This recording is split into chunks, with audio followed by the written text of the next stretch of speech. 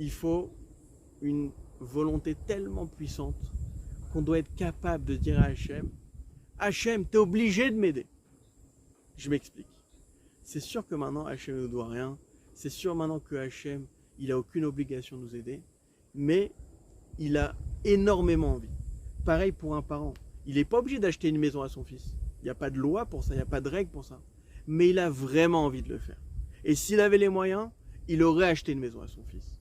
Donc, ce qu'il faut comprendre, c'est que bien sûr qu'Hachem, il n'est pas obligé. Mais toi, tu as besoin de le dire. Toi, tu as besoin de le vivre, ça. De dire, mais Hachem, tu es obligé de m'aider, je suis ton fils. Tu m'aimes, tu es obligé de m'aider. Et je vous explique pourquoi je vous dis ça. Le Rav Arush, il avait une question qu'il ne comprenait pas dans la Gemara, où c'est écrit, Rami Bermalanes, on est venu le voir, on lui pose une question, 2 personnes, même procès, même niveau de religion, les 2 y prient, un il est pendu, un il est sauvé. Comment c'est possible?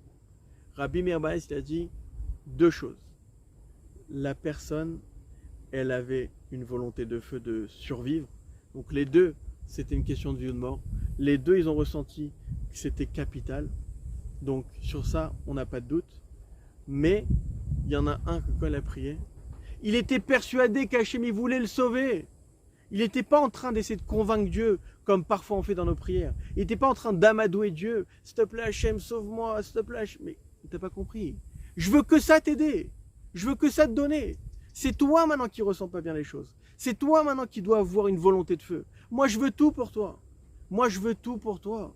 Donc quand la personne est prie, et elle est persuadée qu'Hachem il veut la sauver. Hachem, il veut l'aider. Et que ce qu'elle demande, c'est une question de vie ou de mort. Alors là, écrit, Hachem, t'es obligé de m'aider à sauver mon couple. T'es obligé de m'aider à sauver cet enfant. T'es obligé de m'aider à réussir. Parce que t'es mon père qui m'aime, tu veux mon bien. C'est pas maintenant, t'es pas en train de lui dire, Hachem, t'es obligé parce que t'es obligé. T'es en train de toi de te rendre compte que mais Hachem, il veut tellement. Ça dépend que de ma volonté. Ça dépend que de la force de volonté à quel point tu vas être capable de crier vers Hachem. De crier vers lui, Hachem, je suis obligé d'y arriver. Parce que toi, tu veux tellement m'aider. Tu es obligé de m'aider, Hachem, c'est tellement important. Et tout ça, on peut utiliser dans le Shalom Bayit, dans l'éducation des enfants, dans tous les problèmes que vous allez rencontrer, d'avoir une volonté de feu. Alors oui, on a parlé au début d'acceptation, mais il n'y a pas de contradiction. On parle du présent, du passé. Pour le futur, Hachem, il nous a donné la force de prier. Il nous a donné la prière pour l'utiliser, pour changer. Et ça, je vous invite à appliquer. Donc comme on a dit, il faut fixer un temps. Comme on a dit, on travaille par l'acceptation. Et maintenant, j'aimerais que vous preniez un temps tous les jours sur un petit truc, un petit objectif de votre grand objectif. Et d'essayer de prier 10, 15 minutes tous les jours que sur ça. Parce que vous allez voir des résultats très rapides. C'est sûr qu'on demande une grande chose, il va falloir plus de prières.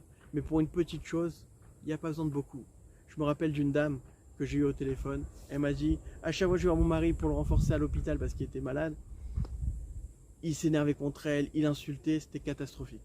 Je lui ai dit, regardez, cette fois-ci, avant de monter à l'hôpital, restez dans le parking de l'hôpital et priez qu'Hachem lui enlève cette colère, qu'il se rende compte que la colère, c'est mauvais pour lui. Que sur ça. Que sur ça. Elle a dit, ok. Le lendemain, elle m'appelle, c'est extraordinaire ce qui s'est passé, vous imaginez même pas. Elle a pris ces 10 minutes-là dans le parking. Elle a prié que sur ça, qu'il se rende compte que la colère, c'est mal pour lui. Elle ouvre la porte de la chambre. Première phrase qu'il lui dit, c'est « Tu sais chérie, je me suis rendu compte que la colère, ça me fait du mal. » Première phrase qu'il lui dit.